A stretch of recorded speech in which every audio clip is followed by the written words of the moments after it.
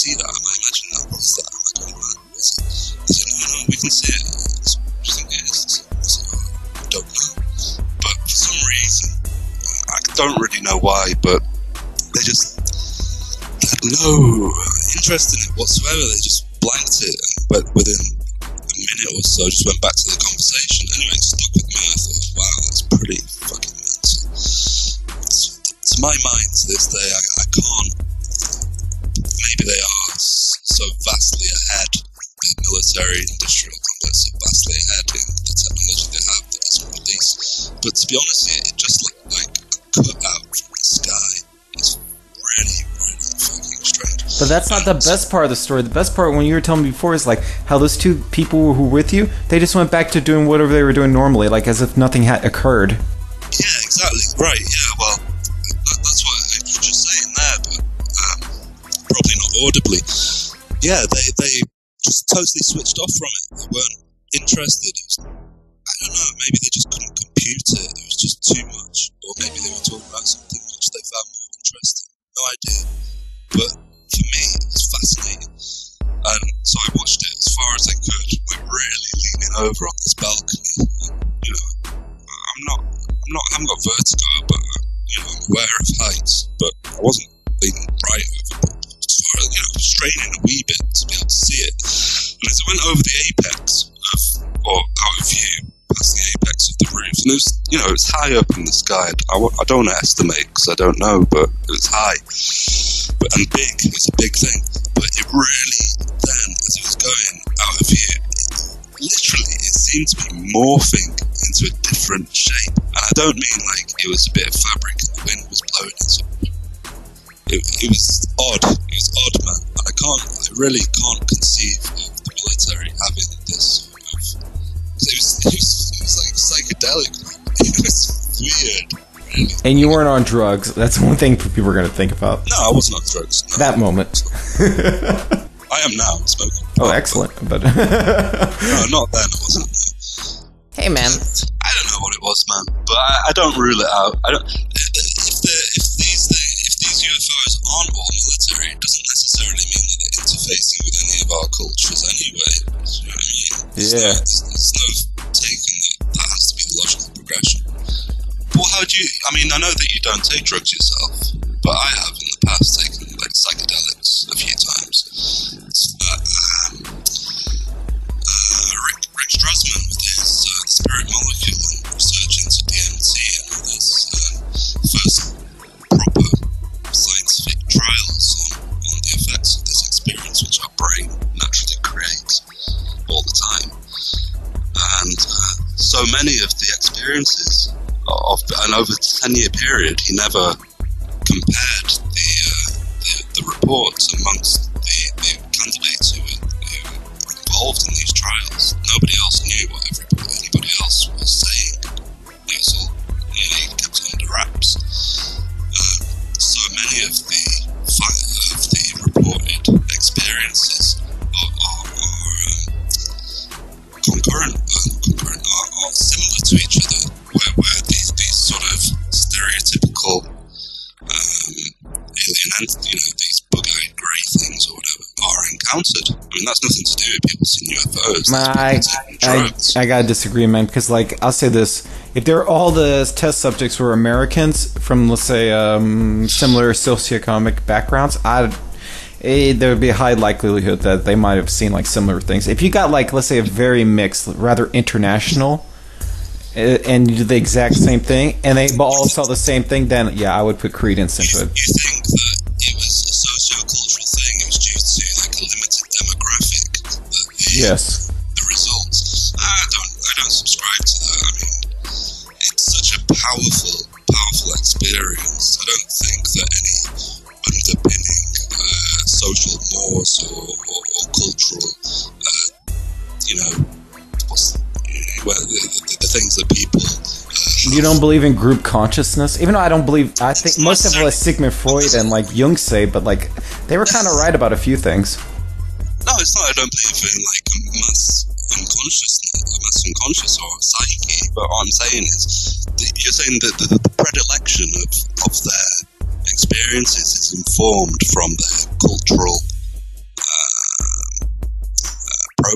Yes, exactly. So you think that if they'd had some people from Africa and Indonesia and other places in the trial, then it wouldn't have had that result? Exactly. No, I'm not sure about that, dude. I'm not sure about that. We'll only know if someone tests it. Let's say again, man?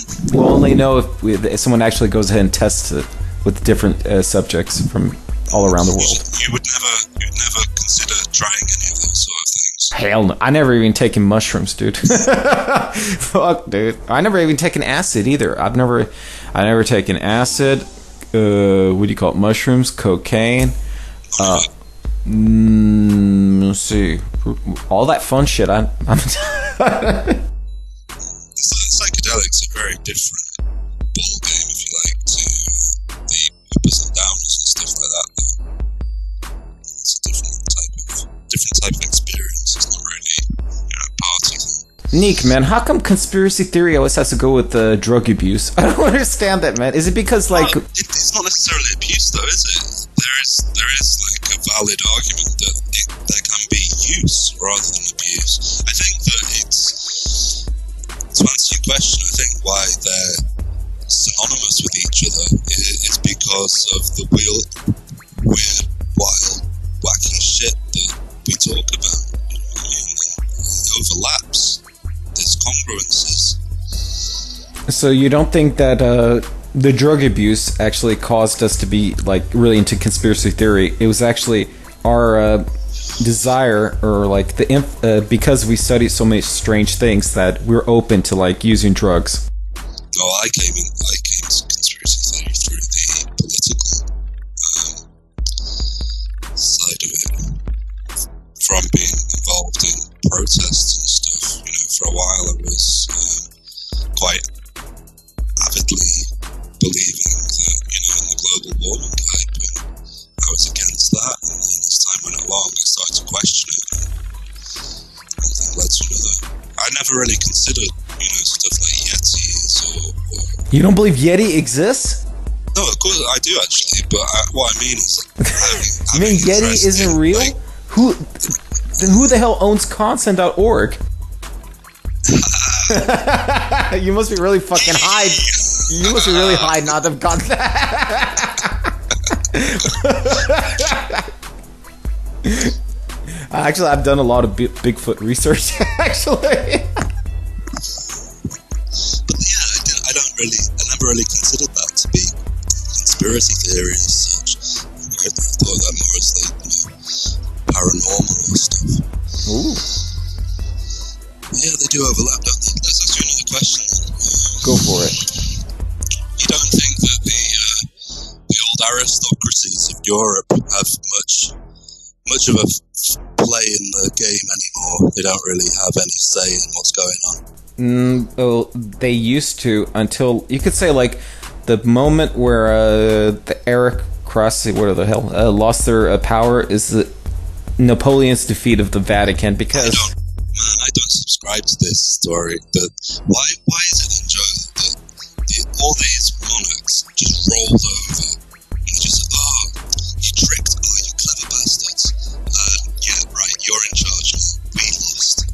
Why would they just roll over all across Europe?